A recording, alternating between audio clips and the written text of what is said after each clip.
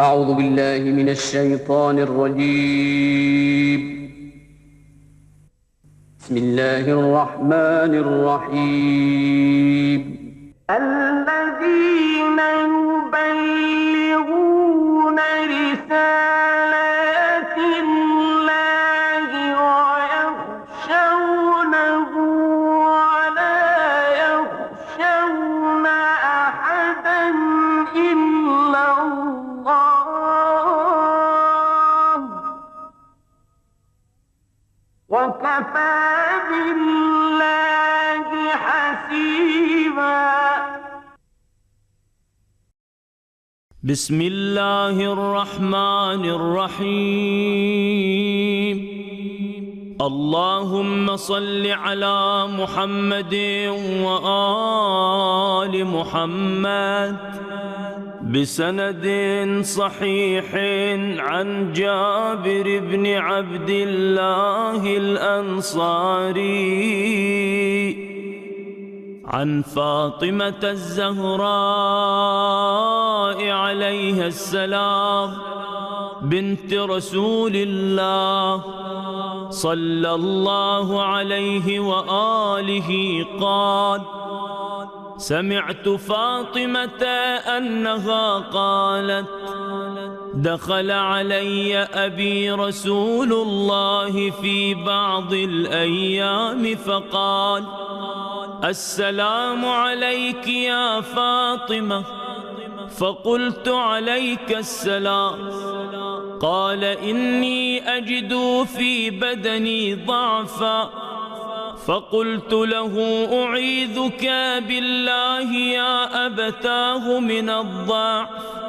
فقال: يا فاطمة ائتيني بالكساء اليماني فغطيني به.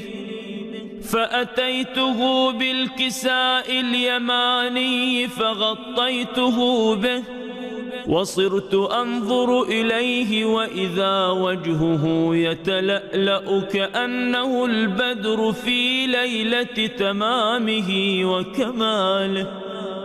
فما كانت إلا ساعة وإذا بولدي الحسن عليه السلام قد أقبل وقال: السلام عليك يا أماه.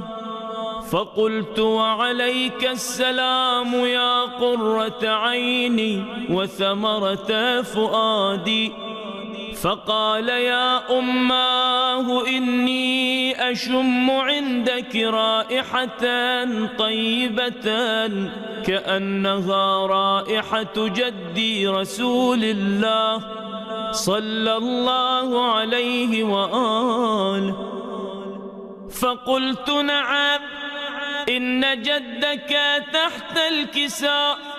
فأقبل الحسن نحو الكساء وقال: السلام عليك يا جداه يا رسول الله، أتأذن لي أن أدخل معك تحت الكساء؟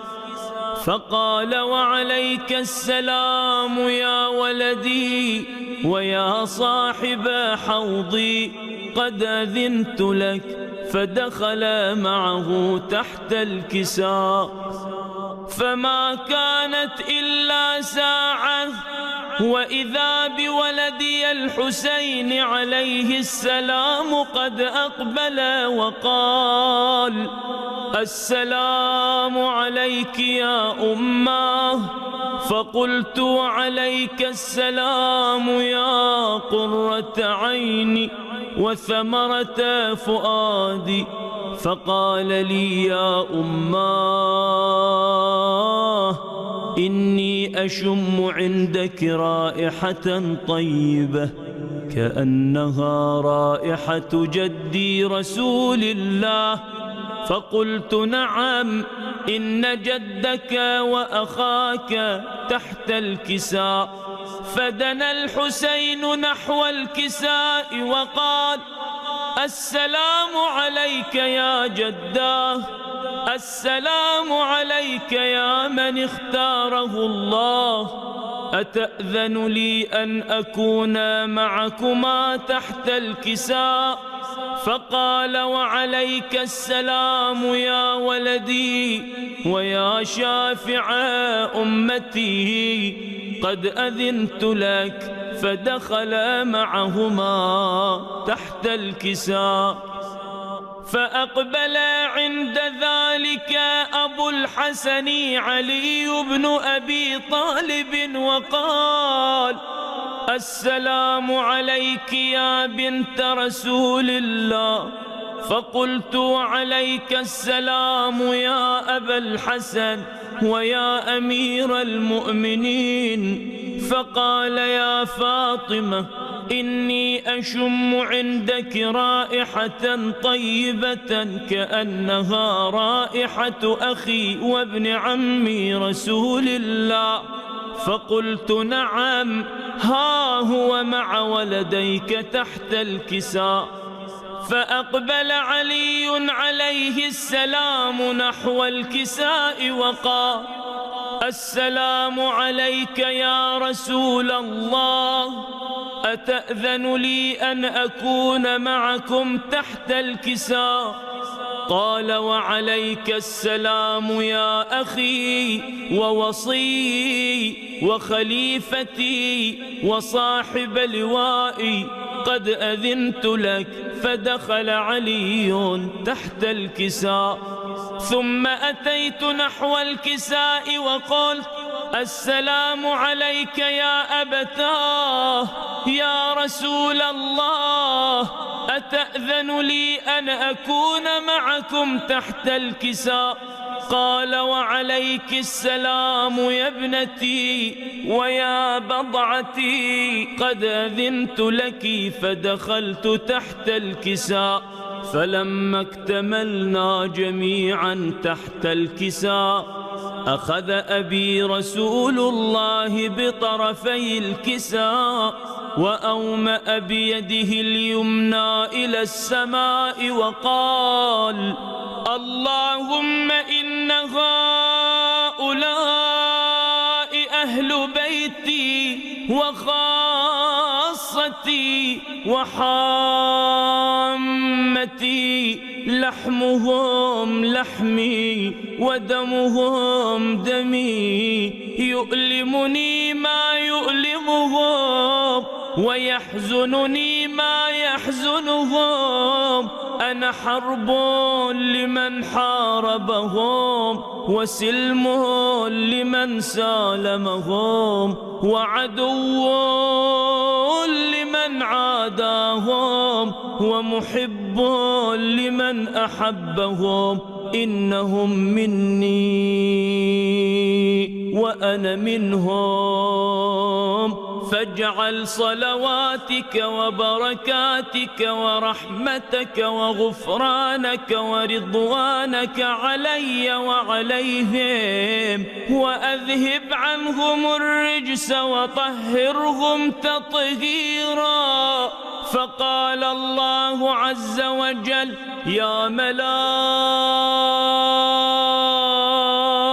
ملائكتي ويا سكان سماواتي، إني ما خلقت سماء مبنية ولا أرضا مدحية ولا قمرا منيرا ولا شمسا مضيئة ولا فلكا يدور ولا بحرا يجري ولا فلكا تسري إلا في محبة هؤلاء الخمسة الذين هم تحت الكساء.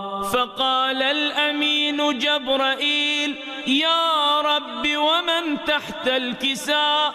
فقال عز وجل هم أهل بيت النبوة ومعدن الرسالة، هم فاطمة وأبوها وبعلها وبنوها. فقال جبرائيل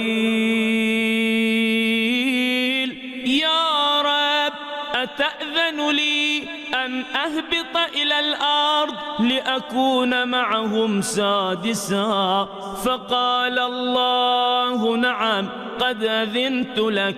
فهبط الأمين جبرائيل وقال السلام عليك يا رسول الله. العلي الأعلى يقرئك السلام ويخصك بالتحية والإكرام ويقول لك وعزتي وجلالي إني ما خلقت سماء مبنية ولا أرضا مدحية ولا قمرا منيرا ولا شمسا مضيئة ولا فلكا يدور ولا بحرا يجري ولا فلكا تسري إلا لأجلكم ومحبتكم، وقد أذن لي أن أدخل معكم، فهل تأذن لي يا رسول الله؟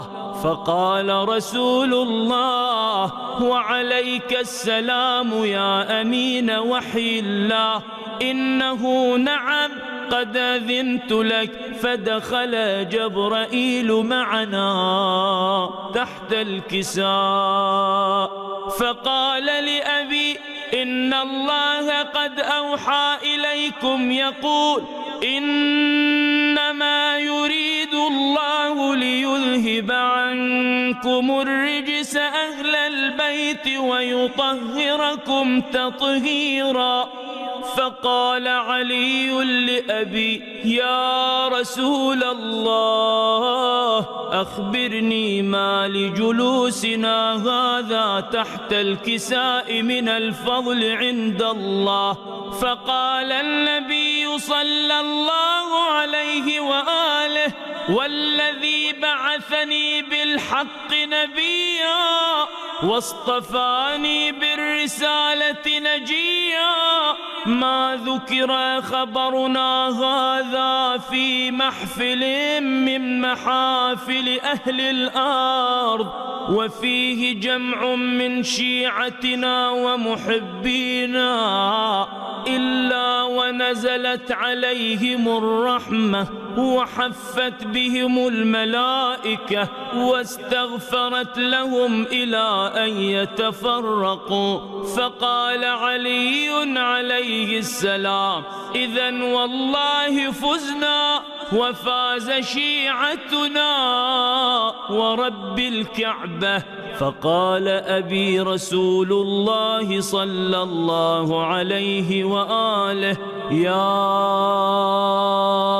علي والذي بعثني بالحق نبيا واصطفاني بالرسالة نجيا ما ذكر خبرنا هذا في محفل من محافل أهل الأرض وفيه جمع من شيعتنا ومحبينا وفيهم مهموم إلا وفرج الله همه ولا مغموم إلا وكشف الله غمه ولا طالب حاجة إلا وقضى الله حاجته. فقال علي عليه السلام إذن والله فزنا وسعدنا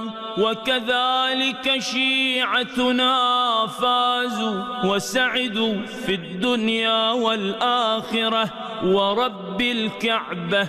وصلى الله على خيرته من خلقه محمد وآل بيته الطيبين الطاهرين.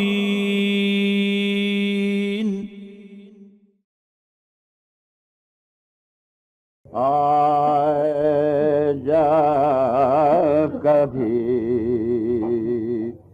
دل نے کسی غم میں کہا سوز خوانی فن ہے جو عام موسیقی سے جدا ہے۔ ممتاز و معروف سوز خانان کی صف میں ایک عظیم نام عظیم المحسن اکبر آبادی کا ہے۔ 1896 میں آگرہ میں ولادت ہوئی، 1949 میں ہجرت کی اور خیرپور میں سکونت اختیار کی۔ 26 نومبر 1982 خیرپور سے حیدرآباد جاتے ہوئے انتقال ہوا۔ آپ کی آخری آرام گاہ خیرپور ہی میں ہے۔ سوزخانی آپ کا موروثی فن تھا۔ آپ کے والد گرامی ریاض علی باکمال سوزخاں ہونے کے ساتھ ایک بڑے استاد کی طرح اپنے بیٹے کی ہمت افزائی بھی کرتے تھے۔ عظیم المحسن فن سوزخانی کا ایک بلند مینار تھے جس کی روشنی دور تک پھیلی ہوئی ہے۔ آپ کو خالص روایتی سوزخانی، سوز و سلام کی کثیر تعداد میں پرانی بندشیں یاد تھیں اور نت نئی بندشیں تشکیل دیتے رہتے تھے۔ آپ نے سوزخانی کی حدود سے کبھی تجاوز نہیں کیا۔ آپ کی سحر انگیز گداز انتہائی پرسوز، پر اثر، لوچ سے بھرپور آواز عطائے الہی کا انعام تھی۔ ایسی ہی آواز سوزخانی کے لیے شرط اول ہے۔ وہ اپنی ذات میں عظیم اور فن سوزخانی کے محسن یعنی اسم بامسمہ تھے۔ میر انیس مرزا دبیر سے دولہا صاحب عروج تک ان کی مرثیوں کی پڑھت، نشست و برخاست، منجو صاحب کی سوزخانی کے انداز بیاں سے ہم کتابوں کے ذریعے سے متعارف ہوئے۔ اس وقت آواز کو محفوظ کرنے کی سہولت مہیا نہ تھی، مگر آج ہم عظیم المحسن صاحب کی سوزخانی کا تعارف پیش کر رہے ہیں تو ان کی سوزخانی بھی آپ کی سماعت کے لیے ہدیہ ہے۔ ممکن ہے کہ محمدی ٹیپ بینک کی یہ کوشش سوزخانی کے باب میں مؤثر وسیلہ ثابت ہو۔ پیش خدمت ہے سوز سلام مرثیہ جناب عظیم المحسن مرحوم۔ ترتیب و پیشکش ہادی عسکری۔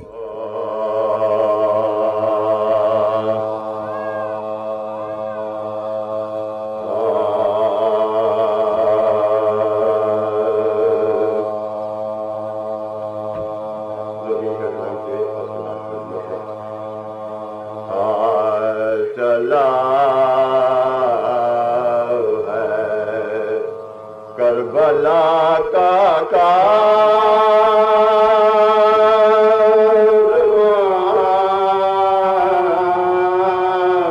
آہستہ آہستہ چلا ہے کربلا کا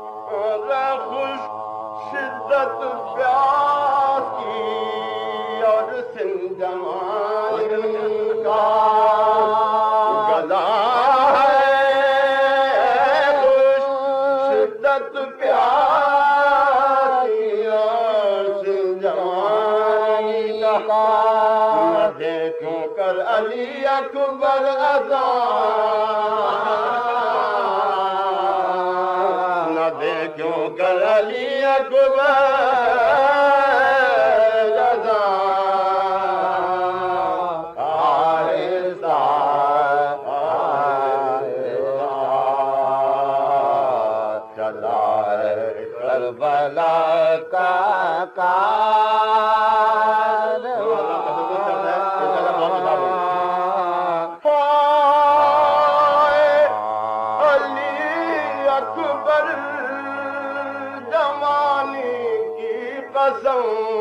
دم بھر ٹھہر جاؤ علی اکبر جوانی کی قسم دم بھر ٹھہر جاؤ ارے چلی آتی ہے پیچھے پیچھے ماں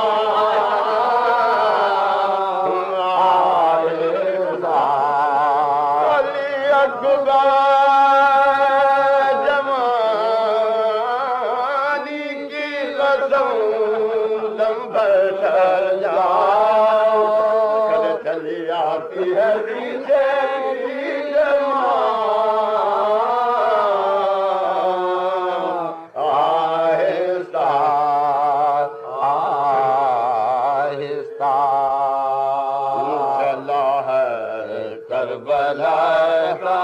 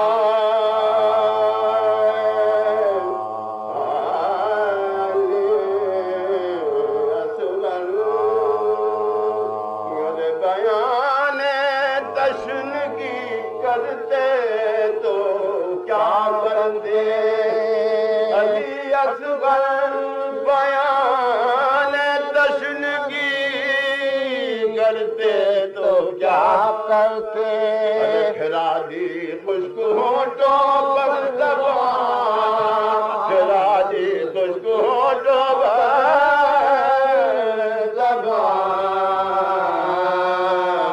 آہستہ آہستہ چلا ہے کربلا کا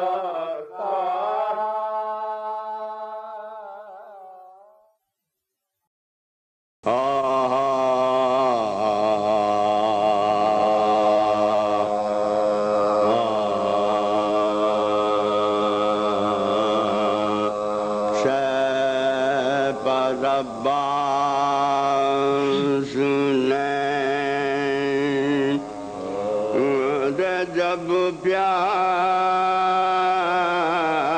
پیاس کی شدت دیکھی اور سب عزیزوں کی رفیقوں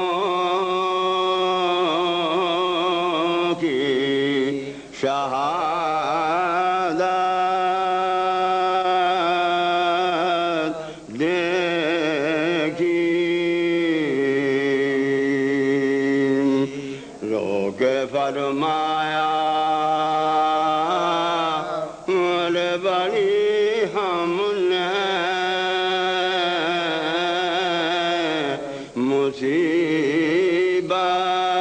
مصیبت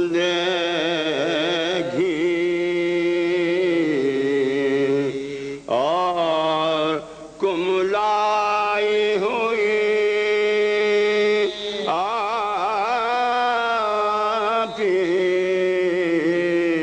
صورت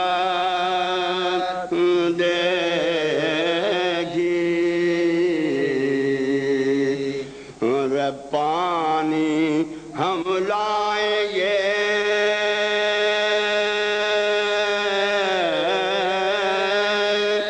دریا کی اجازت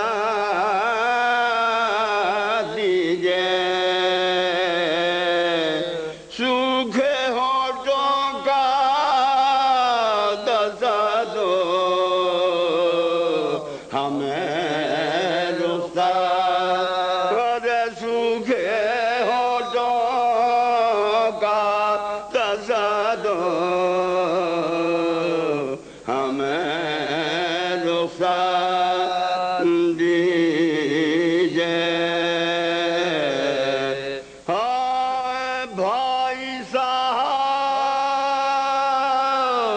نہیں واللہ مجھے مرنے کا ڈر تم سلامت رہو رونے کو میرے لاشے پر اور پڑھ دینا جنازے کی نماز سرور آبرو بندے کی بڑھ جائے گی پیشے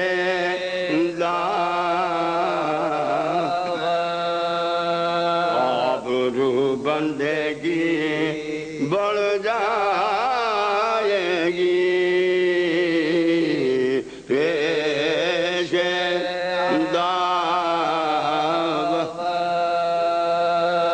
جامع آخری مولا مجھے پہنا دینا خود کھڑے ہو کے زمین میں مجھے دفنا خود کھڑے ہو کے زمین میں مجھے دفنا دینا شہ پر باس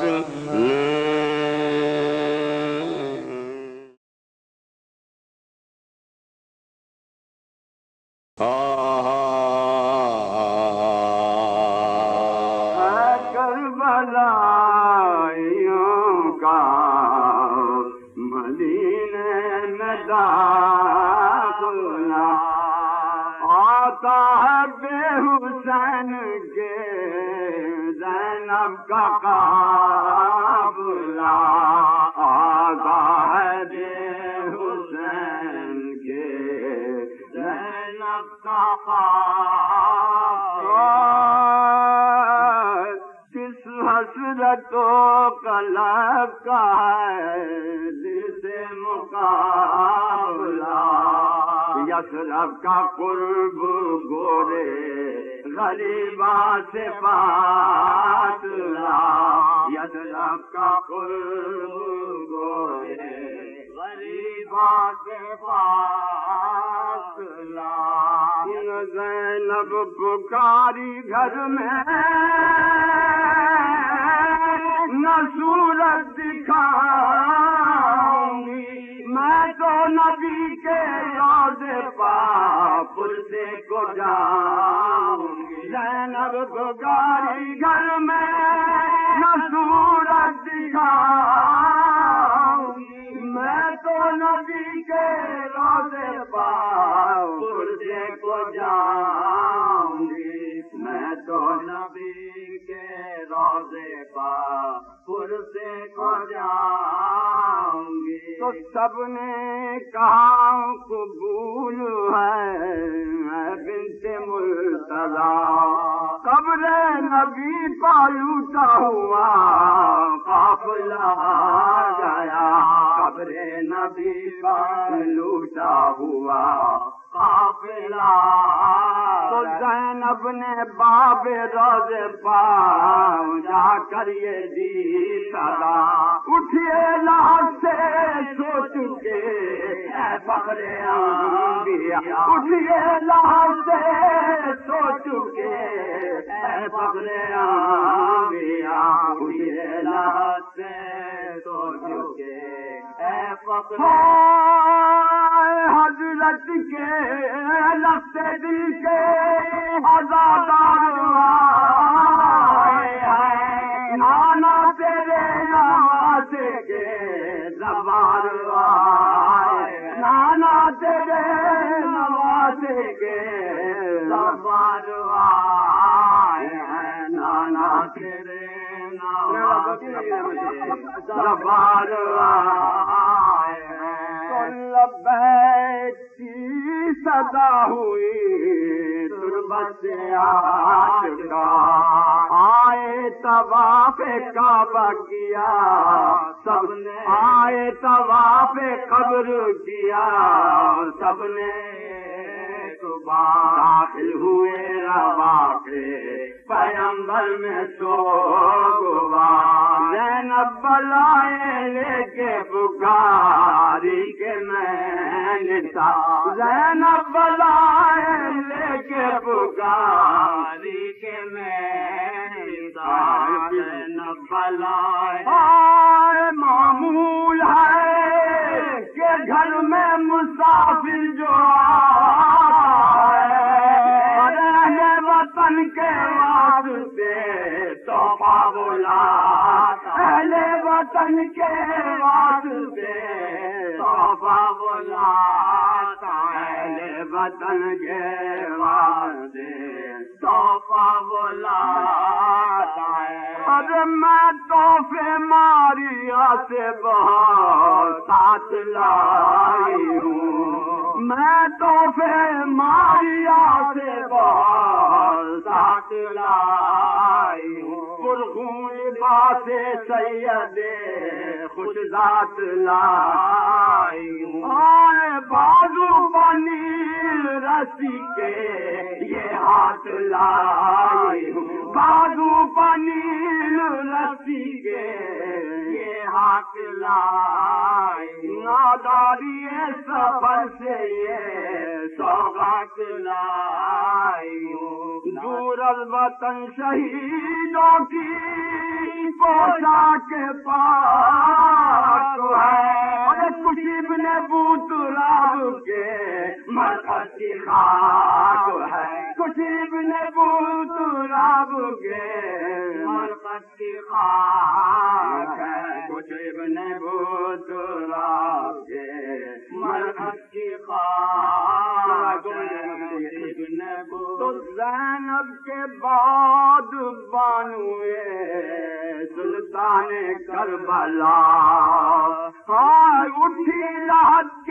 اٹھی لہت کے گرد پھری بتا بکا لے کر بلائے قبر کی رو کے یہ تسلیم ہے حبیب خدا فخر انبیاء تسلیم ہے حبیب خدا فخر انبیاء ہو کر سفر سے تیرا میں ناشاد آئی ہوں سوگات ایک ننھے مسافر کی لائی سوگات ایک ننھے مسافر کی لائی ہوں سوگات ایک ننھے مسافر کی لائی ہوں تو یہ کہہ کے خون بھرا ہوا کرتا صغیر کا تعبیر قبر پاک کا پھیلا کے لایا ایک دفعہ مہر مادری نے جوش جو کیا اور لائے کرتے کی بولی بتا ہوگا لے کر بلائے کرتے کی بولی بتا گستاخیاں نہیں یہ مناسب غلام کو اصغر سلام تو کرو خیر لانا اصغر سلام گستاخیاں نہیں یہ مناسب غلام اصغر سلام تو کرو خیر لانا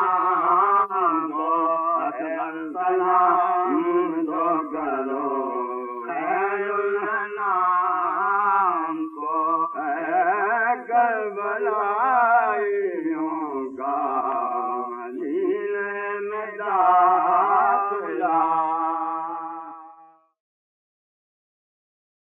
پیش خدمت ہے خطاب علامہ رشید ترابی میر انیس کے اس مصرے کے ساتھ کہ سب ایک طرف جمع ہیں، میں ایک طرف ہوں. صلوات.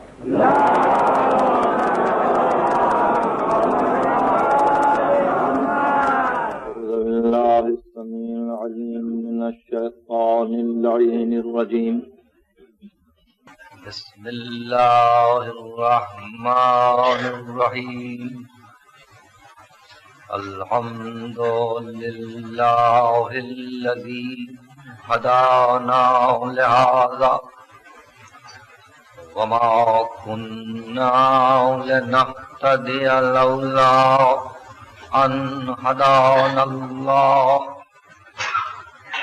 لقد جاءت رسل ربنا بالحق والصلاة والسلام على النبي الأمي الخاتم لما سبق والفاتح لمن غلق المعلن الحق بالحق بالقاسم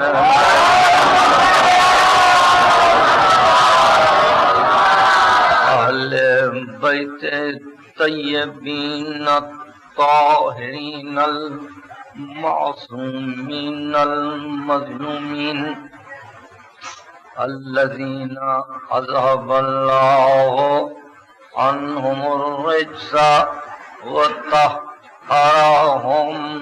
تطهيرا.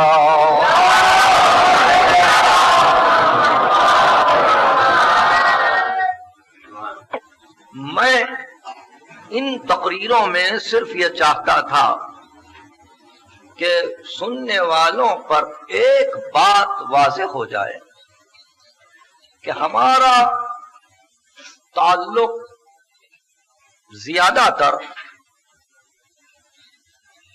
علمی اعتبار سے، عملی اعتبار سے، فقہی اعتبار سے، دینی اعتبار سے ان علماء سے ہے کہ جن کو ہم ہمارے محمدین اولین کے نام سے یاد کرتے ہیں. یعنی وہ 3 محمد جو پہلے آئے، محمد ابن یعقوب کلینی، محمد ابن بابہ امی، محمد ابن حسن توسی. محمد ابن یعقوب کلینی کا سن وفات 329 ہجری ہے، اور انہوں نے زمانے کو درک کیا ہے نواب اربعہ کے، اور چاروں نواب سے محمد ابن یعقوب کلینی کا ربط رہا ہے. اس لیے ان کا زمانہ قریب ترین زمانہ ہے امامت سے، اور ان کے فوری بعد محمد ابن بابہ امی تشریف فرما ہوتے ہیں جن کا سن وفات 381 ہجری ہے. یہ وہ ہمارا دوسرا محدث ہے جو مجتہد ہے، جو مفتی ہے، اور جس سے سلسلہ اجتہاد آگے بڑھتا ہے اس کے اجازات سے. اسی کی کتاب ہے من لا یحضر، اسی کی کتاب ہے امالی، اسی کی کتابیں اور بہت سی ہیں جیسے ثواب الاعمال، خصال، توحید، معانی الاخبار. بہرحال ہمارا دار و مدار ہے دینی اعتبار سے اس ذات گرامی پر بھی. تیسرا ہمارا اہم ترین مجتہد، محدث، مفسر محمد ابن حسن توسی ہے، جن کا سن وفات 460 ہجری ہے، اور یہ ہیں محمدین اولین کہ جنہوں نے ایسا زمانہ پایا تھا جو ائمہ کے زمانے سے متصل تھا. اس لیے آج کی تقریر میں اور اسی سلسلے کی کل کی تقریر میں بھی جب ہم اجتہاد پر گفتگو کریں گے تو ہمارا دار و مدار یہی دور ہوگا، اور اس دور کو جاننا ہمارے لیے بہت ضروری ہے اگر ہم اپنے مسائل کو سمجھنا چاہتے ہوں۔ میری کوشش یہ ہے کہ آج میری بساط برابر میں بعض بنیادی مسائل کو دور امام یازدہم کے آپ کے سامنے رکھوں۔ امام یازدہم ابو محمد حسن ابن علی العسکری صلوات جن کے متعلق کل عرض کر چکا ہوں کہ ان کا سن اقدس کل 28 سال کا ہے، مدت امامت 6 برس کی ہے، اور اس کے باوجود ہم کو اتنا ذخیرہ علمی اس بزرگ نے عطا کیا ہے، اتنے معلومات فراہم کیے ہیں فقہ میں اور اصول میں کہ اس کا اندازہ آپ چند ساعتوں میں نہیں لگا سکتے۔ اس کے لیے تو ایک طویل زندگی کی ضرورت ہے کہ امام نے 6 سال میں کیا کیا۔ میرے مختصر الفاظ کے بعد ممکن ہے کہ خود آپ سمجھ لیں گے کہ فرزند رسول نے کیا کیا ہے۔ انتہا یہ ہے کہ اب تک یعنی اس دور تک امام علی نقی کی شہادت تک جتنی کتابیں لکھی گئیں سب کو امام حسن عسکری نے ایک مرتبہ دیکھا، سب کا مطالعہ کیا، جہاں جہاں شبہات رہ گئے تھے اس کو دور کیا، جو امر تفصیل طلب تھے اس کی تفصیل دی، جہاں مسائل پورے طور پر واضح نہ تھے اس کو واضح کیا، اور ہر کتاب کے آخر پہ اپنی دستخط ثبت کی اور کہا کہ ھذا دینی و دین و آبائی، یہ میرا دین ہے اور یہ میرے باپ دادا کا دین ہے، اور یہ کہہ کر ہر کتاب کے لکھنے والے کے لیے رحمت الہی کو طلب کیا۔ فضل ابن شاذان نے 180 کتابیں لکھی تھی دور امام علی نقی تک، 180 کتابوں کا مطالعہ کیا ہے امام حسن عسکری نے، اور آخر میں جب اپنے دستخط ثبت کیے تو 3 مرتبہ کہا خدا رحمت کرے فضل ابن شاذان پر، خدا رحمت کرے فضل ابن شاذان پر۔ یعنی اتنے مسرور تھے امام ان کتابوں کو دیکھ کر کہ اگر میرے چاہنے والوں میں اور میرے دوستوں میں اگر ایسے لکھنے والے پیدا ہو رہے ہیں تو قیامت تک کبھی میری قوم محروم نہ رہے گی۔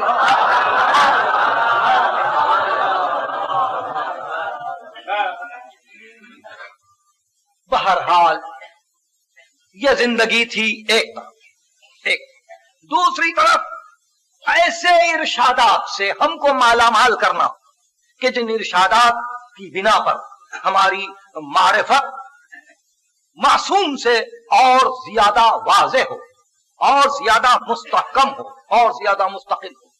میں کل عرض کر چکا ہوں آپ کی خدمت میں کہ ہمارے پاس امام کا معجزہ دائمی، امام کا معجزہ دائمی وہ سنگریزوں کو جواہر پارے کرنا نہیں ہے، وہ کسی اندھے کو آنکھیں دینا نہیں ہے، وہ کسی مبروس کو شفا عطا کرنا نہیں ہے، وہ باب خیبر کو اکھیڑنا نہیں ہے۔ امام کا معجزہ دائمی اس کا علم ہے، اس کا علم ہے کہ رہتی دنیا تک اہل بینش و دانش کے لیے ایک ناقابل حل معمہ بن جائے کہ یہ کیا ارشاد، یہ کیا ارشاد۔ اب اسی منزل پر امام ابو محمد حسن ابن علی کو سنیے، ارشاد فرماتے ہیں ان اللہ اختارنا اول محمد واختار انبیاءہ واختار الملائکہ علی علم بہم۔ اللہ نے ہم کو بزرگی دی آل محمد کو، اللہ نے انبیاء کو بزرگی دی، اللہ نے ملائکہ کو بزرگی دی فقط علم کے اعتبار سے۔ امام حسن عسکری، اللہ نے ہم کو بزرگی دی، انبیاء کو بزرگی دی، ملائکہ کو بزرگی دی علم کے اعتبار سے، اور پھر اس علم کی بنا پر جو اس ذات واجب کو ہمارے متعلق حاصل تھا، اس جملے کو آپ سمجھیں، اس علم کی بنا پر جو ذات واجب کو ہمارے متعلق حاصل تھا۔ لوگوں نے سوال کیا فرزند رسول آپ کے متعلق کیا علم تھا خدا کو؟ آپ کے متعلق کیا علم تھا خدا کو؟ ارشاد فرمایا یہی علم تھا کہ ہم کبھی مرکز عصمت سے نہیں ہٹیں گے،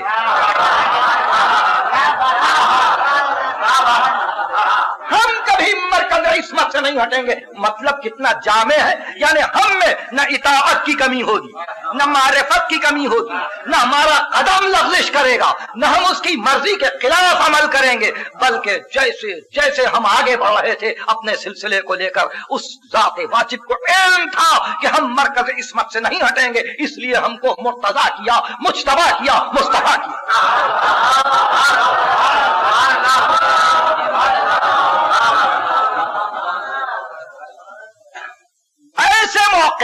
ایسے موقع پر کہ جہاں معصوم اپنا تعارف کروا رہے ہوں کہ ہم کو علم حاصل ہے، ہمارے لیے امور دنیا کو تلاش نہ کرو، ہمارے لیے یہ نہ دیکھو کہ کتنے گھر بنائے تھے آل محمد نے، ہمارے لیے یہ نہ دیکھو کہ آل محمد نے کتنی جاگیریں چھوڑی، ہمارے لیے یہ نہ دیکھو کہ آل محمد کا کتنی زمین پر قبضہ تھا، یہ نہ دیکھو کہ ہمارے پاس درہم و دینار کی تعداد کیا ہے۔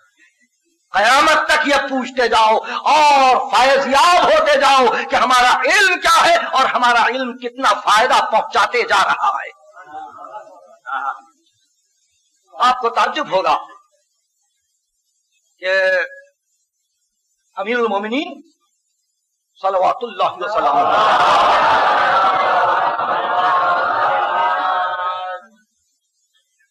عثمان ابن حنیف کو ایک خط لکھ رہے ہیں۔ عثمان ابن حنیف بصرے کا عامل ہے، امیر المومنین کی طرف سے، امیر المومنین کے عہد حکومت میں امیر المومنین کو کسی نے یہ اطلاع دی کہ آپ کا عامل دعوتوں میں زیادہ شریک ہوتا ہے۔ یہ وہ دور علوی ہے، دعوتیں آج بھی ہوتی ہیں۔ وہاں سے خط لکھا کہ ابن حنیف، کیا تم نے دعوت میں اس لیے شرکت کی تھی کہ تم کو یقین تھا کہ اس دن بصرے میں کوئی بھوکا نہ تھا؟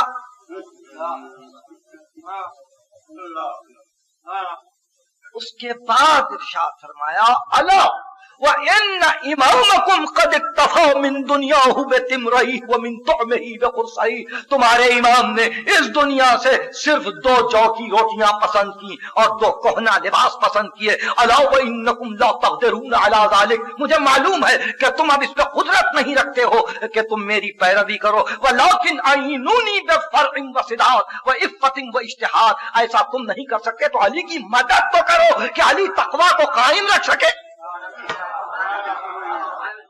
علی کی مدد تو کرو کہ علی ورا کو قائم تو کر سکے۔ یہاں تک تو کئی مرتبہ سنا ہوگا، میں خود کو آگے بڑھا رہا ہوں۔ اس کے بعد ارشاد آتے ہیں بلا کانت فی ایدینا فدق من کل ما اذلته السماء، ہاں کبھی ہمارے ہاتھوں میں فدق بھی تھا، آسمانوں نے جس چیز پر سایہ کیا تھا ان چیزوں میں سے ایک فدق ہمارے پاس تھا۔ ولیکن شہت علیہا نفوس قوم وسقط عنہا نفوس قوم آخرین، مگر وہ فدق تھا کہ جس فدق پر ایک قوم کی تو للچائی ہوئی نگاہیں پڑ رہی تھی اور دوسرا طبقہ غیروں کے مال پر اسی فدق میں سے سخاوت کیے جا رہا تھا۔ شقت علیہا نفوس قوم وسقط عنہا نفوس قوم آخرین، ایک طبقہ سخی بن گیا تھا فدق کے معاملے میں، ایک طبقہ حریص بن گیا تھا۔ اور میرے عہد حکومت میں جب یہ پوچھتے ہو کہ تم نے فدق کو کیوں نہ لیا، ما اصنعوا بفدق وغیر فدق، علی فدق کو اور غیر فدق کو لے کے کیا کرے؟ والنفس مظانها فی غد جدس، جبکہ علی جان رہا تھا کہ کل علی کو مرنا ہے۔ یہ مقام امامت کبریٰ ہے، یہ مقام امامت کبریٰ ہے کہ تم یہ پوچھتے ہو کہ علی نے اپنے دور میں فدق کو کیوں نہیں لیا۔ نہیں، فدق فقط محل امتحان ہے کہ کون حریص ہے اور کون وہ سقی ہے جو غیروں کا مال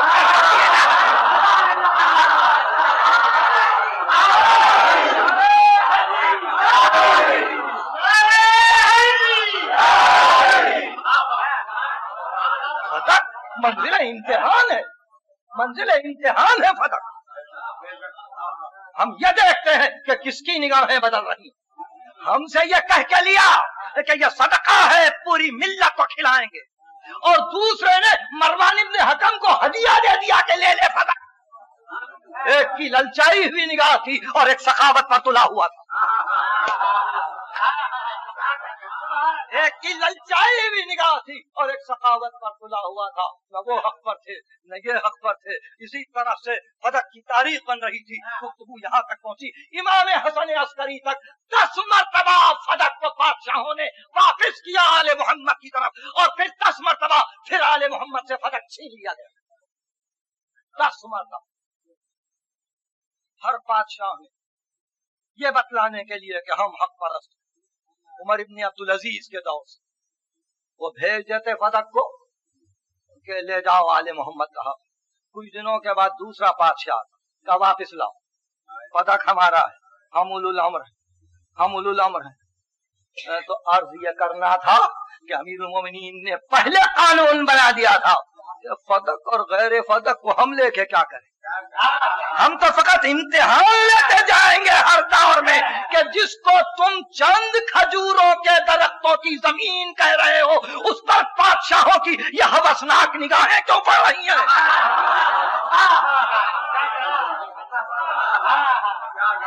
चंद खजूरों के दरख्तों का एक बाग है, उस बाग पे यह हंगामा कि कोई दे रहा है, कोई ले रहा है, कोई अता कर रहा है, कोई वापस मांग रहा है, उसी के लिए लश्कर दौड़ते हैं, उसी के लिए मुसीबतें लाई जाती हैं। आखिर फदक है क्या? असरार फातिमा जहरा में से एक राज है फदक, कि कयामत तक ये बतला है कि हक क्या है और बातिल क्या है।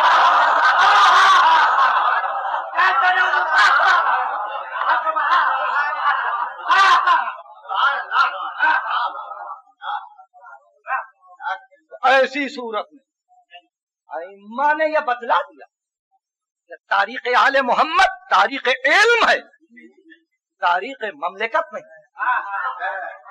तारीख फजल है, तारीख अर्ज नहीं, जमीन की तारीख नहीं है, फजलो ज़ुहदो तकवा की तारीख है, इल्म की तारीख है, हुकूमत की तारीख नहीं है। अगर हुकूमतों की तारीख देखना हो, बनी उमैया को देखो, बनी अब्बास को देखो, किस तरह से हुकूमतें बदलती हैं। एक एक दौर में 2-2 ताजदार बनी अब्बास के, उनकी आंखें निकाल दी गईं और उनको मस्जिद में भीख मांगने के लिए बिठाया गया, जबकि कभी बेटा तख्त पर आता था, कभी भतीजा तख्त पर आता था। मुल्क बांझ है, वहां न बाप बेटे की परवाह करता है, न बेटा बाप की परवाह करता है। बाप के हुक्म को बेटा खत्म कर देता है, बेटे के कौल को भतीजा खत्म कर देता है। इमामत कुबरा ये नहीं है जो पहले ने कहा।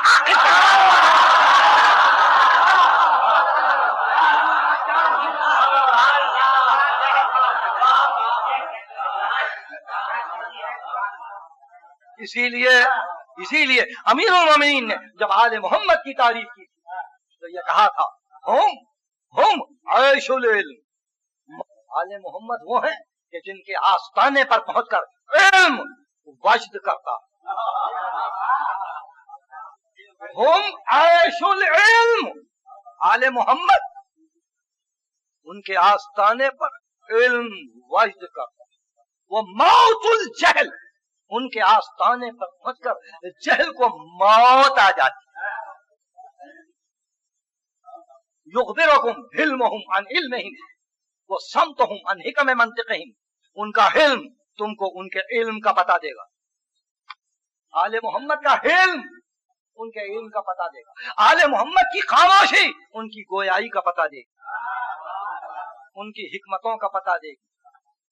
हम वलायतुल एहतिसाम दाइमुल इस्लाम, ये इस्लाम के सुतून है, ये एहतिसाम के लिए हमारे वसीले हैं, ये सहारे हैं। गुफ्तगू जो थी वो ये थी, ला युखालिफून अल हक वला यख्तलिफून फी। आले मोहम्मद हक की मुखालिफत नहीं करते और हक के लिए आपस में मुखालिफत नहीं करते। एक दूसरे के आले मोहम्मद मुखालिफ नहीं है। इनका लफ्ज, इनके जुमले, इनके कवानीन, इनकी बातें सब एक साथ, सब एक सा है।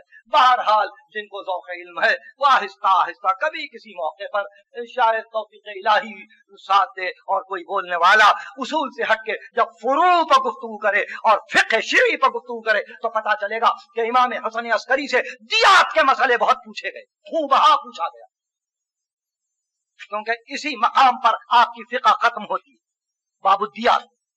चूंकि तदवीन फ़िक़्ह का आखिरी दौर था इसलिए कुछ शुकूक दियात में, आपने दियात पे गुफ्तगू की।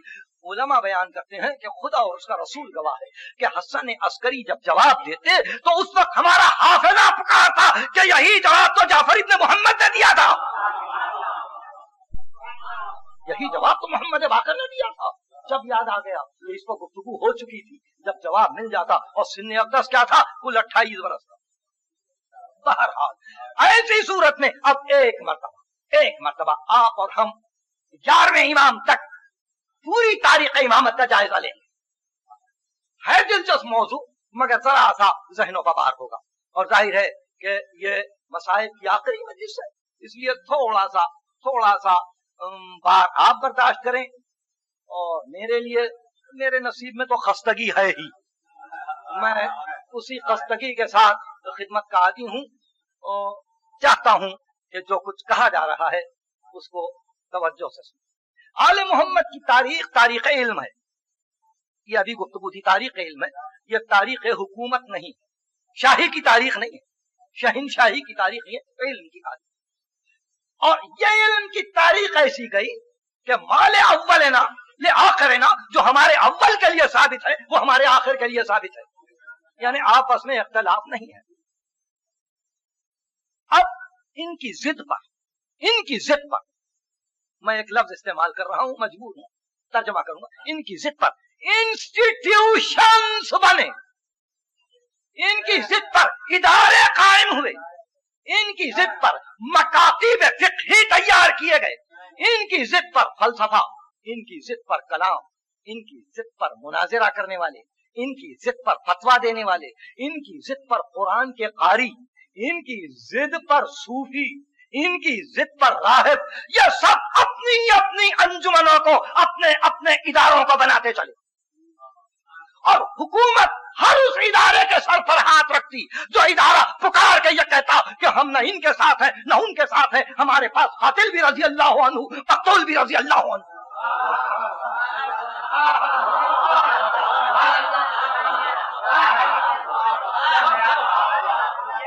हुकूमत ने यह तय कर लिया था कि जो दरमियानी राह निकाले हम उसके सर पर हाथ रखेंगे। चुनाचे बनी उमैया ने फलसफे की सरपरस्ती की और कहा कि यूनान से फलसफे का तर्जमा करो, यूनानी फलसफे का तर्जमा शुरू किया। ऐसे ही दौर में एक सूफिया किराम ने अपनी खानकाहों की तामीर शुरू की, बादशाहों ने उनकी भी सरपरस्ती, और यहीं से वो राहें पैदा हुई कि एक तरफ फलसफे ने कहा कि एवरीथिंग इज डिटरमिन्ड, हर चीज मुकद्दर में पहले से है। फलसफे ने कहा कि ये आबो हवा, ये माहौल, ये जमाना, ये चांद सूरज का तुलू गुरूब, ये तो इंसान को मजबूर करता है बास खास कामों के लिए, इसलिए उसका कोई फेल इस काबिल नहीं है कि उस बंदे से पूछा जाए कि तूने ये कैसे किया। जैसे तिफली है, तिफली के बाद जवानी है, जैसे जवानी के बाद ज़ईफ़ी है, इसीलिए कभी गुनाह है, कभी इबादत है, कभी आयश है, कभी आयश से बरफरोख्तगी है, ये डिटरमिन्ड है, ये मुकद्दरात। फलसफे ने यह कहा, बादशाहों ने उसकी सरपरस्ती की। सूफिया किराम ने आगे बढ़ के कहा खैर और शर तेरा, खैर भी तेरा शर भी तेरा। बादशाहों ने सर पर हाथ रख दिया क्योंकि ये उनके मिजाज के मुताबिक था, ये उनके मिजाज के मुताबिक।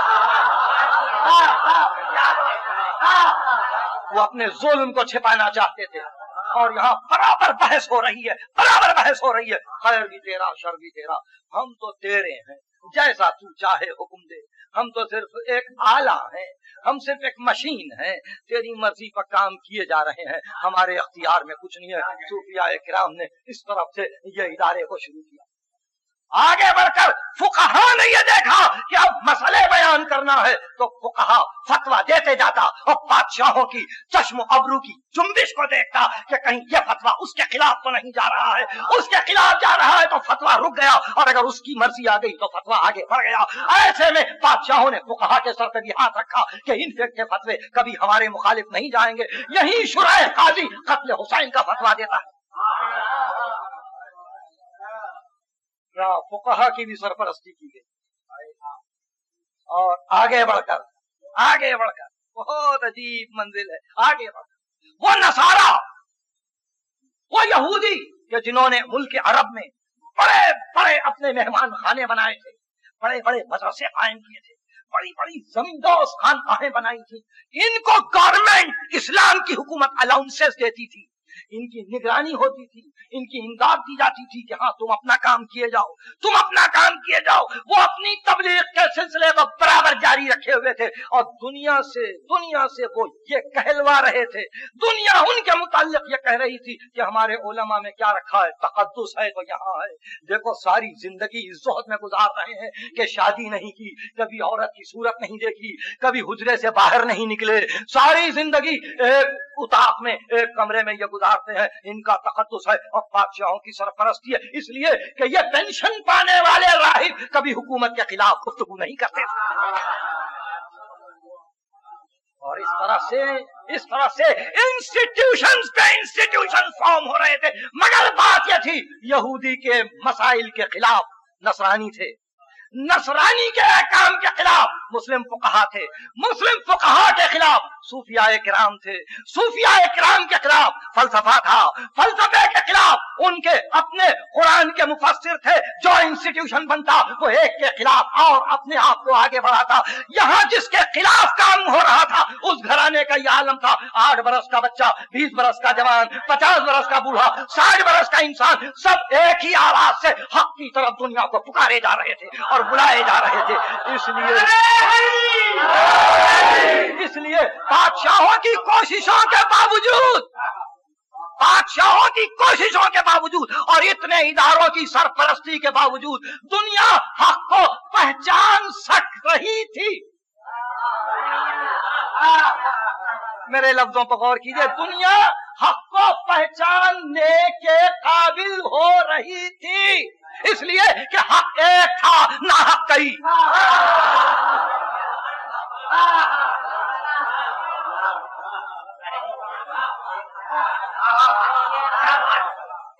تھوڑی دیر ایسی منزل پر سب سے زیادہ پریشان کن مسئلہ یہ آ چکا تھا کہ ایک طرف سرپرستی بھی بادشاہوں، دوسری طرف ان کا عالم یہ کہ سب سے جھک کے ملیں، سب کا ادب کریں، سب کا لحاظ کریں، دنیا کو بتلائیں فقر و فاقہ ہمیں میں ہے، زہد و تقویٰ ہمیں میں ہے۔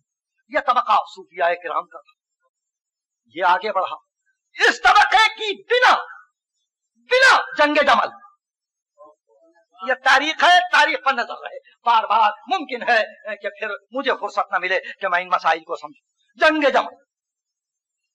جمل اور ایک 15 برس کا لڑکا جلدی دونوں فوجوں کے درمیان حرکت کرتا ہوا پایا گیا۔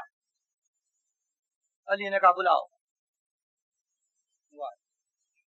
کہا حسن، کون ہے یہ؟ حسن بصری، جو بات کے بہت بڑے صوفی ہیں اور جہاں تصوف کیا سنگ بنیاد ہے، یہ سارے سلسلے تصوف کے حسن بصری پر ختم ہوتے ہیں، اور یہ تو سلسلے پیدا کرنے والے کہتے ہیں کہ حسن بصری نے تلمذ حاصل کیا علی سے۔ میں اس تلمذ کا حال بتلا رہا ہوں۔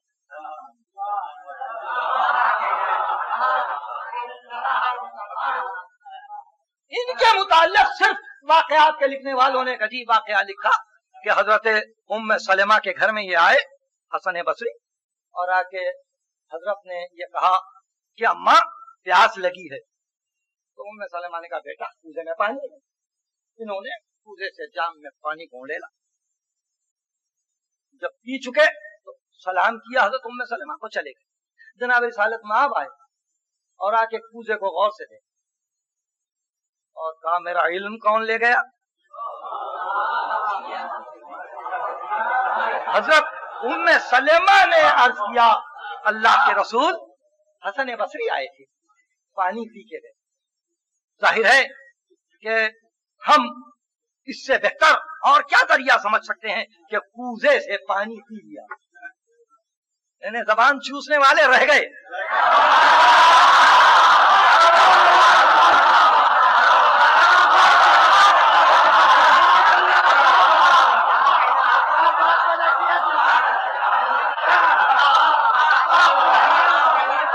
کوزے سے پانی پی لیا چلے گئے. علم آگے بڑھ گیا مگر جہاں یہ واقعہ لکھا وہاں اس واقعے کے لکھنے والے نے یہ تفصیل نہیں بتلائی کہ یہ واقعہ حقیقی تھا یا خواب تھا. یہ خواب تھا یا واقعہ حقیقی تھا.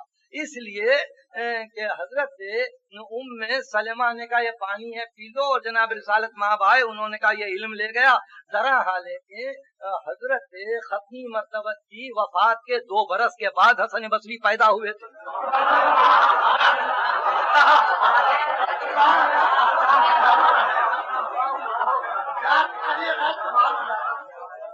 آپ سمجھ 2 برس کے بعد پیدا ہوئے اور بلکہ کچھ زیادہ ہی ہوگا سلسلہ عرصہ.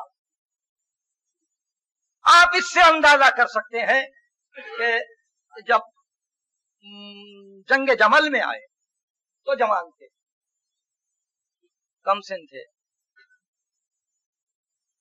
امیر المومنین کا ادھر آؤ کہاں جا رہے ہو اور پھر مسلح ہو. کہ علی نکلا تو تھا کہ کسی طرف فوج میں شامل ہو جاؤں گا مگر میں جیسے جیسے آگے بڑھ رہا تھا کوئی میرے کان میں کہہ رہا تھا کہ اس جنگ میں قاتل و مقتول دونوں جہنمی ہیں. آپ نے شاید سمجھا جو آواز دے رہا تھا بہت صحیح آواز دے رہا تھا بہت صحیح آواز دے رہا تھا. وہ آواز دینے والا ابلیس تھا. ابلیس تھا کہ اس جنگ میں قاتل و مقتول دونوں جہنمی ہیں اس واسطے کہ تو جس طرف جا کے لڑنا چاہتا ہے جس فوج میں جا کے لڑنا چاہتا ہے وہاں قاتل بھی جہنمی ہے مقتول بھی جہنمی ہے.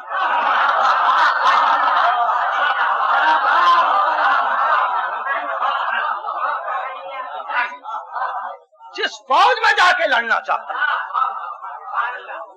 وہاں قاتل بھی جہنمی ہے مقتول بھی جہنمی. یہ وہاں سے چلے گئے جنگ کے میدان سے چلے یہ جنگ کے میدان سے چلے. ایک بات کی اصلاح چاہتا ہوں اپنی آپ اور وہ یہ کہ اگر آپ کے مطالعے میں کبھی یہ سلسلہ آ جائے تو میں سمجھتا ہوں ایک امر کی اصلاح ہو جائے گی کہ شاید یہ 10 یا 11 برس کے بعد پیدا ہوئے ہیں وفات رسول.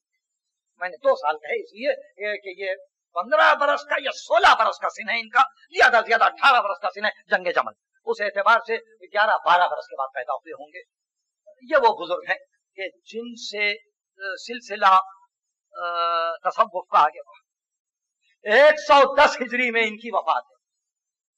حسن بصری کی وفات 110 ہجری میں. یعنی ان کے سامنے جمل ان کے سامنے صفین ان کے سامنے نہروان ان کے سامنے شہادت علی ان کے سامنے شہادت حسن مصطفیٰ ان کے سامنے کربلا ان کے سامنے کربلا ان کے سامنے مدینے کا لوٹنا ان کے سامنے کعبے کا احراق. کعبہ جلا دیا گیا 64 ہجری. یزید کے لشکر نے کعبے کے پردوں میں آگ لگا دی تھی عبداللہ ابن زبیر کے قتل کے لیے. کعبے کا احراق انہی کے سامنے اور امام زین العابدین کی شہادت انہی کے سامنے. کہاں سے دیکھتے ہوئے آ رہے ہیں مگر اتنی بصارت بھی بصیرت کو بدل نہ سکی.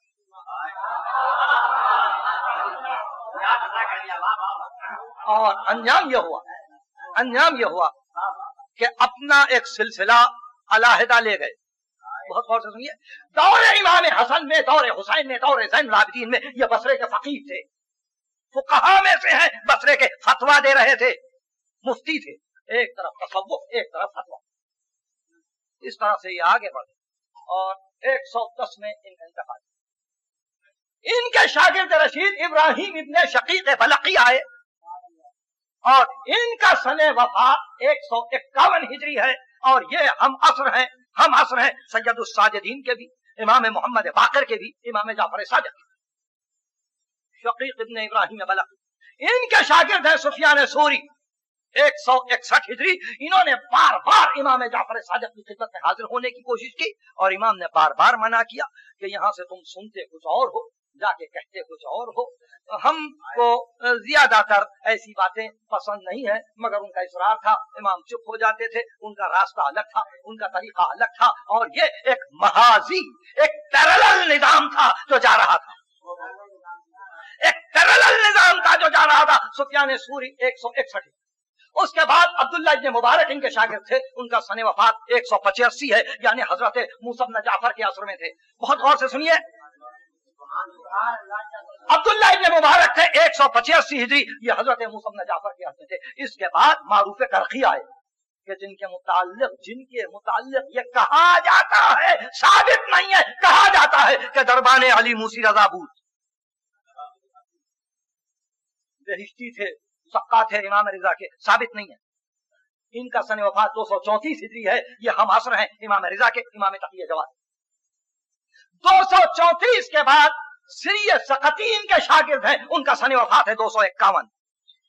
اب یہاں سے سلسلہ مستقل ہوا اور اب یہاں سے ہم عصری شروع ہوئی امام علی نقی اور امام حسن عسکری کی. اب دیکھتے جائیے کتنے ہم عصر ہیں. سری سقطی 251 وفات، سن وفات. اور اس کے بعد جو اہم شخصیت آتی ہے بایزید بستامی. بایزید بستامی 264. یہ بار بار آئے ہیں امام حسن عسکری کی خدمت. امام حسن عسکری کا سن وفات یاد ہے 260. انہی کی شاگردوں میں جنید بغدادی ہیں جن کی جوانی تھی اور انہوں نے امام حسن عسکری کی خدمت میں حاضری دی تھی. ان کا سن وفات 298. جنید بغدادی کی صحبت میں پرورش پائی حسین ابن منصور حلاج الحق گون، جس کو سن 309 میں دار پر لٹکا دیا گیا. اس نے زیارت کی ہے امام حسن عسکری اور یہ دعویٰ کیا ہے کہ میں نائب خاص ہوں امام حسن عسکری کا. تو ایسی صورت میں تنہا امام حسن عسکری، مقابل میں سری سقطی بھی، بایزید بستامی بھی، جنید بغدادی بھی، حسین ابن منصور حلاج بھی، ان کے پورے انسٹیٹیوشنز بھی، ان کی خانقاہیں بھی، ان کے تصوف قدے بھی، ان کی معرفت کی باتیں بھی، ان کی پارٹیاں بھی کہ جہاں ان کی جماعتیں مسلسل کام کریں. اور پھر ادھر اکیلے امام امام کے مقابل میں اتنے صوفی. اور آگے بڑھ جائیے، یہ اکیلے امام کے مقابل میں محمد ابن اسماعیل بخاری سن 254 ہجری، محمد ابن مسلم ابن حجاج صاحب صحیح مسلم 261 ہجری، ابن ماجہ اور ترمذی اور نسائی، پورے صحاح ستہ کے محدثین. امام ایک طرف، یہ محدثین ایک طرف، یہ فقہاء ایک طرف، یہ صوفیاء ایک طرف. یہ تاریخ کیا تھی امام حسن عسکری کی، یہ کیا مقابلہ تھا، کون سفارائی پر تھا.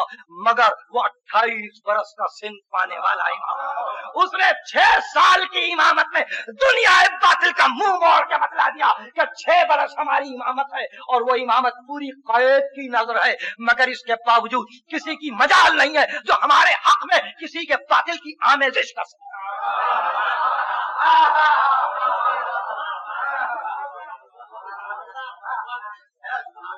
دیکھیے کیا کیا گفتگو ہوئی. تصوف کا آرگنائزیشن، فقہا، مفتی، اور ادھر بادشاہوں کا کیا عالم ہے. متوکل، قبر حسین کے کھودنے کا حکم ہے، کربلا کو ویران کرنے کا حکم ہے. متوکل کا بیٹا آ رہا، معتز ہے، معتمد ہے، حکومتیں دشمنی پر کمر باندھے ہوئے ہیں اور اتنی دشمنی کہ باروانا آئے. قید کو سخت کرو، سخت تر کرو.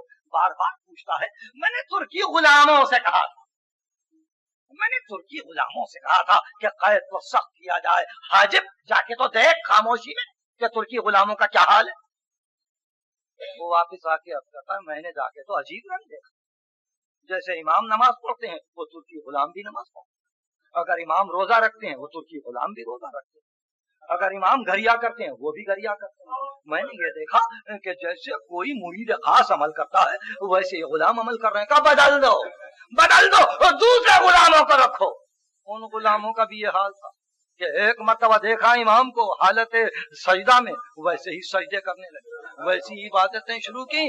आखिर में घबरा के मुतवक्किल ने और मुतवक्किल के बेटे मोतमद ने कहा कि क्या बात है, अब क्या पूछता है, तेरी आरिजी हुकूमत है, तेरी आरिजी ममलकत है, हम तो उस राह में जा रहे हैं, उस बारगाह में जा रहे हैं जहाँ एक एक सजदा बाकी है, जहाँ एक एक रुकू बाकी है, जहाँ एक एक इबादत का पहलू बाकी है। हमने तो ये देखा ऐसी सूरत में बादशाह कैसे बाकी रख सकता था, कैसे चाहता था कि इनकी जिंदगी रह जाए, जबकि जिंदानबान का मिजाज बदल जाए, जबकि जिंदानियों की तबीयत बदल जाए। वहाँ हर एक बहाना ढूंढा जा रहा था कि इनको कैद करो, इनको जहर दे दो, इनको कत्ल करो, इनको खत्म कर दो, इनको बाकी न रहने दो।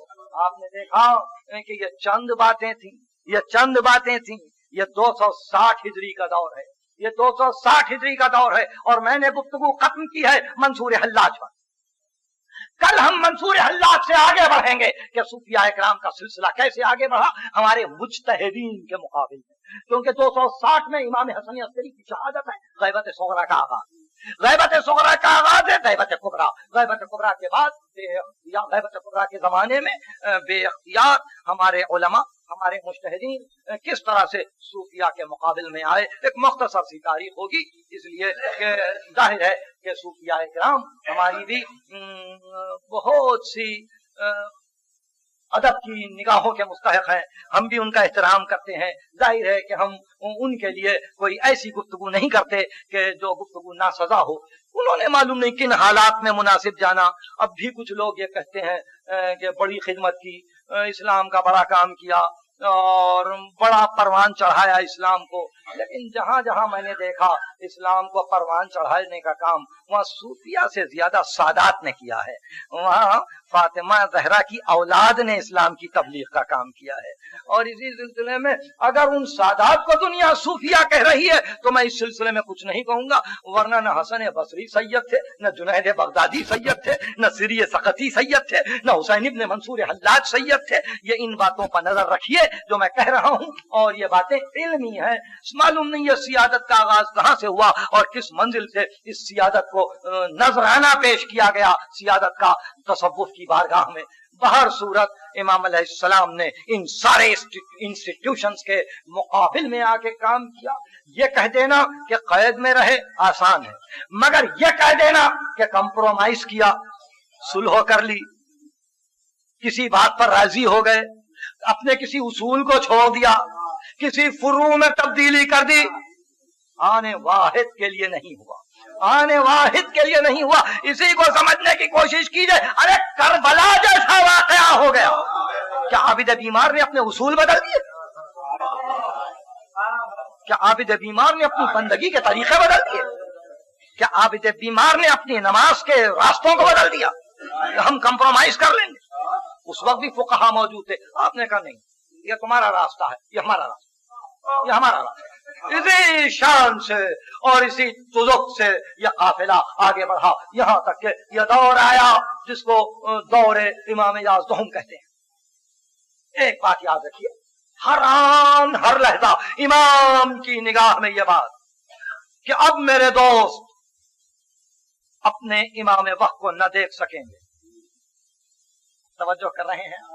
यानी हर लहजा इमाम की यह फिक्र कि अब मेरे अहबाब जमाने के इमाम को न देख सकें।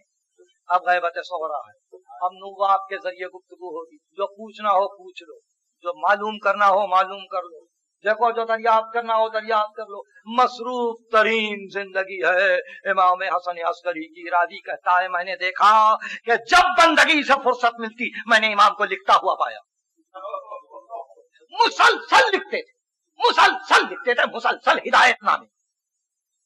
کسی کے شبہ کا جواب ہے، کسی کے سوال کا جواب ہے، کہیں کوئی تحقیق ہے، کسی آیت کی تفسیر ہے، ساری تفسیروں پر نظر ہے، سارے خطوط پر نظر ہے، سارے سوالات. ایسے موقع پر ایک دن اپنے خادم خاص کو بلایا اور بلا کر کہا کہ دیکھو سامرے میں فلاں مکان میں میری بیوی اور اس کا اکلوتا بچہ جس کا سن بمشکل تمام 5 برس کا ہوگا، اس کو میرا یہ پیغام پہنچا دو کہ وہ تمہارے ساتھ چلی جائیں اپنے بچے کو لے کر. سامرے کے فلاں محلے میں ایک کبیر السن شخص رہتا ہے، اب اس کے گھر میں جا کر پہلی مرتبہ پناہ لیں. یہ حسن عسکری کا حکم ہے. واقعہ ہے تاریخ آل محمد. یعنی اب تک تو یہ ہوا تھا میری پرسوں کی تقریر کہ ہر امام نے مرتے وقت اپنے بیٹے کو آواز دی، ہر امام نے وقت شہادت اپنے بیٹے کو نزدیک بلایا ہے. یہ پہلا واقعہ ہے کہ جب مرنے کا یقین ہو گیا تو بیٹے کو اور اس کی ماں کو یہ حکم ملا کہ چلے جاؤ، مجھے اب تنہا چھوڑ دو، مجھے اب اکیلے رہنے دو. یہ صبر کی طاقت ہے امام حسن عسکری. یہ صبر کی طاقت ہے کہ میرا وارث بھی میرے پاس نہ رہے. ایسے میں خادم نے دریافت کیا کہ اگر والدہ حجت یہ معلوم کرنا چاہیں کہ وہ شخص کون ہے جس پہ حضور کو اتنا اعتماد ہے تو ارشاد فرمایا ان سے اتنا کہہ دینا کہ یہ میرے جد ابو الفضل العباس کی اولاد میں ہے، اور ہمارا یعنی آل محمد کا بطن ام البنین سے یہ معاہدہ ہے کہ جب تک امامت آگے بڑھتی رہے گی عباس کی اولاد ہم کو پناہ دیتی رہے گی.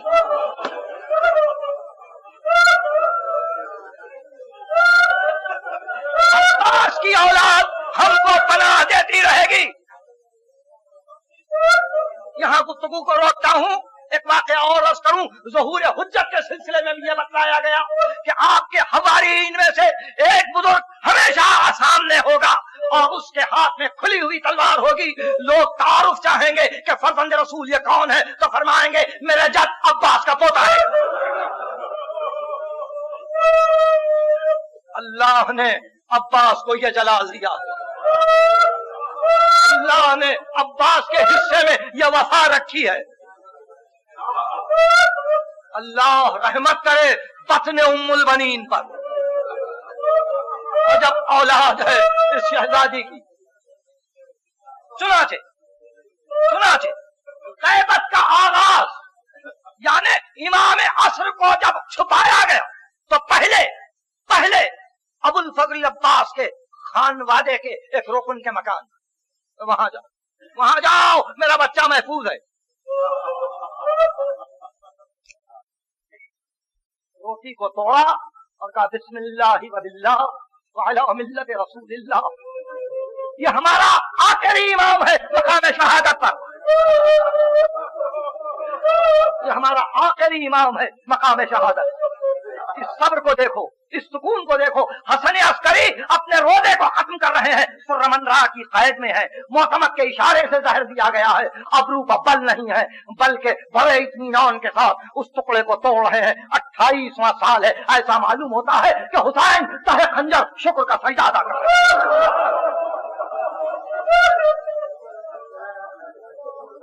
یہ ہے مقام امامت کبریٰ. اس طعام کو نوش فرمایا جس میں زہر تھا اور بے اختیار باقی حصے کو چھوڑ دیا. خادم نے کہا فرزند رسول آج غذا بہت قلیل تھی. ارشاد فرمایا مرنے کے لیے بہت کافی ہے، اس سے زیادہ کی مجھے ضرورت نہیں ہے. کہہ دے جا کے معتمد سے کہ میرا کام تمام ہو گیا. کہہ دے معتمد سے کہ میرا کام تمام ہو گیا. یہ کہہ کے کمرے کے فرش کو الٹ دیا، مٹی پر سجدہ کیا اور آخری سجدے میں آخری منزل پر آپ نے بھی وہی کہا پروردگار میں نے اپنے وعدے کو پورا کیا. یہ شب شہادت امام حسن عسکری ہے. آج ہمارا سلسلہ ایام عزا ختم ہو رہا ہے. کل غم کا آخری دن ہے. آپ نے بڑی ہمت کی. آپ مسلسل پہلی محرم سے رو رہے ہیں. آپ نے یقیناً فاطمہ زہرا کو خوش کیا ہے. یقیناً فاطمہ زہرا آپ کے لیے دعائیں دیں گی.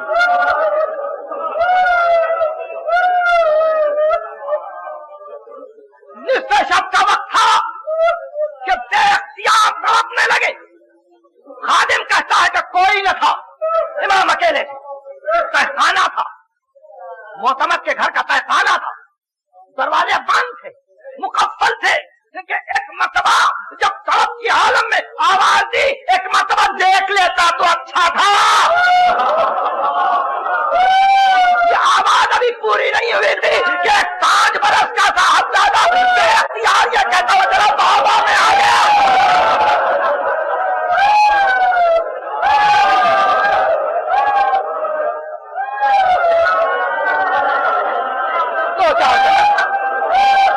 بابا میں آ گیا. 11ویں امام نے 12ویں امام کے گلے میں باہیں ڈال دی. بے اختیار صاحبزادے کے پیشانی کے بوسے لیے, اپنا رخسار بیٹے کا رخسار پر رکھا اور کہا کہ بس دیکھ لیا, تم کو میرے حق کی قسم, واپس جاؤ, واپس جاؤ. معتمد آیا ہی چاہتا ہے.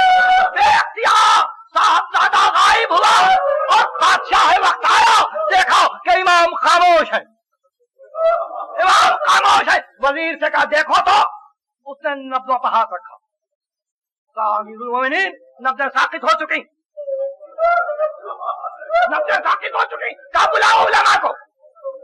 علماء ہے. کہا دیکھو دیکھو ان کے جسم پر کوئی نشان تو نہیں ہے. علماء نے قسم کھائی کہ ان کو کوئی اذیت نہیں پہنچائی. یہ طبعی موت مر گئے.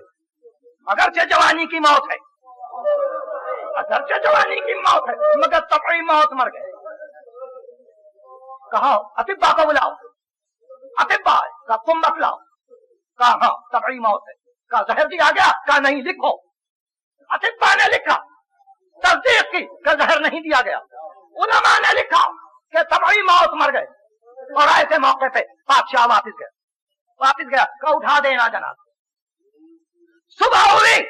یہ ہمارا 11واں امام ہے کہ ایک مرتبہ وہ جو خادم نمازیں پڑھا کرتے تھے وہ ایک مرتبہ شہر میں چیختے دوڑے, پکارتے ہوئے دوڑے. وہ سید مر گیا, وہ سید علوی مر گیا, وہ فاطمہ زہرا کا بیٹا مر گیا جو قائد میں تھا, وہ علی کا لال مر گیا.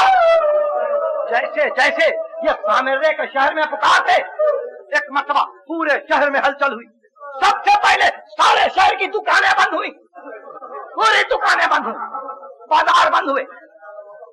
سب لوگ قید خانے کے قریب آئے اور ایک زبان پکار رہے تھے کہ فرزند رسول ہم بڑے محروم تھے, فرزند رسول آج جنازہ اٹھے گا بڑی شان سے.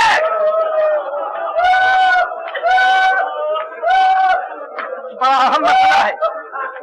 ادھر بادشاہ وقت کو ایک ایک آن کی خبر مل رہی تھی کہ شہر الٹ گیا, سامرا بدل گیا, حکومت منقلب ہونے کو ہے.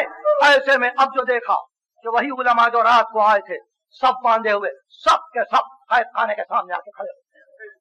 علماء آئے, یہ صوفیاء آئے, حکمران طبقہ آیا, فوجوں کے سردار آئے, فوجیں آئی, شہر والے آئے, تاجر آئے. شہر میں ماتم شروع ہو.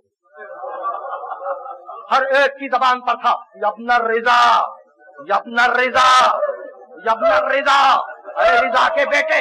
اور ایسے میں اب میت کا انتظار ہے, نماز کا انتظار ہے کہ ایک مرتبہ دیکھا کہ غسل دیا ہوا, کفن پہنایا ہوا, ایک لاشا باہر لایا گیا. ان کے بھائی چاہتے تھے کہ نماز پڑھے, سفید بن چکی تھی, جعفر آگے بڑھے. ایک صاحبزادے نے آ کے کہا چچا میں زیادہ مستحق, دامن پکڑ کے کھینچا. صاحبزادے نے نماز پڑھی. معتمد نے کہا ارے پکڑ لو, روک لو, جانے نہ دو. صاحبزادہ غائب تھا. ہر طرف تلاش ہوئی, کہاں گیا نماز پڑھانے والا, کس نے نماز پڑھی؟ یہ 5 برس کا بچہ کون تھا؟ یہ 5 برس کے بچے نے نماز کیسے پڑھی؟ کہا نہیں وہ غائب ہے. اب جنازہ چلا. یہ میرے آخری جملے ہیں. تاریخ آل محمد گواہ ہے کہ اس شان سے کوئی جنازہ آل محمد میں نہیں اٹھا. آگے عمرہ تھے, سر کھلے ہوئے تھے, پاپ رہنا تھے. جنازہ تھا, جنازے کے پیچھے علماء تھے, سر پر رہنا تھے, پاپ رہنا تھے, پیچھے تمام شہر تھا, ماتم تھا. علی ابن مزرزہ کا بیٹا حسن عسکری کا جنازہ جا رہا تھا. دنیا چیخ رہی تھی ابن الرضا. تمام مورخین عالم اسلام نے لکھا کہ اس شان سے نہ کسی بادشاہ کا جنازہ اٹھا, اس شان سے نہ کسی امیر کا جنازہ اٹھا جیسے اس غریب سید علوی کا جنازہ کہ جو 6 برس سے قید تھا, اس شان سے چلا. یقیناً زمانے کے سردار حضرت حجت دیکھ رہے ہوں گے کہ باپ کا جنازہ کس شان سے جا رہا. یقیناً میرے زمانے کا امام 7 سال ہوگا یہ دیکھتا ہوا کہ دیکھو جس کو 6 برس قید رکھا تھا اس کا جنازہ اس شان سے جاتا ہے. مگر ہائے کربلا, عابد بیمار حسرت سے کوفہ جا رہے تھے. پھوپھی اماں کیا باپ کی لاش تو وہی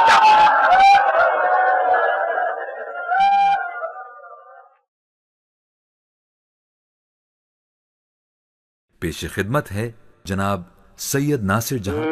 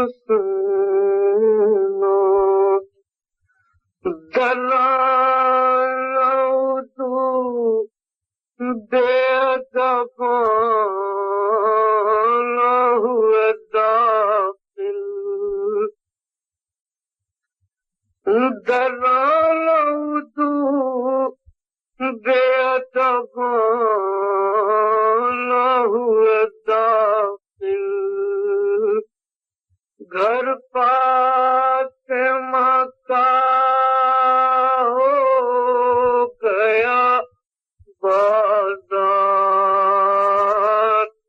حسینہ گھر فاطمہ کا ہو گیا بازار حسینہ بے یار حسینہ آدم تقی اللہ کے اسی دوران ایسی نہ لٹی تھی کوئی سرکار حسینہ بے یار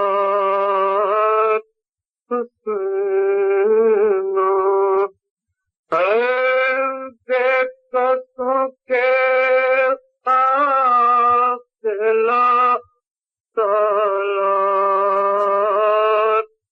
حسینہ بے یار حسینہ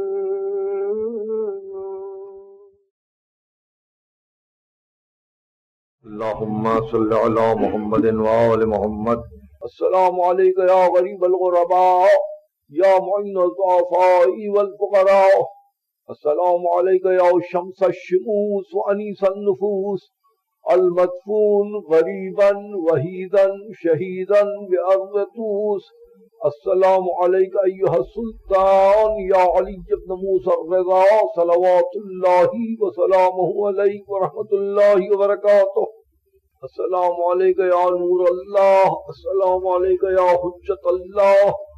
السلام عليك يا صاحب العصر والزمان.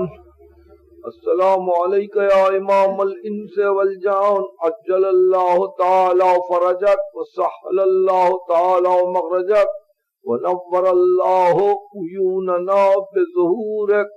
السلام عليكم يا أهل بيت النبوة ومعدن الرسالة جميعا ورحمة الله وبركاته.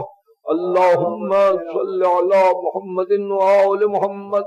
اللهم صل على محمد وآل محمد.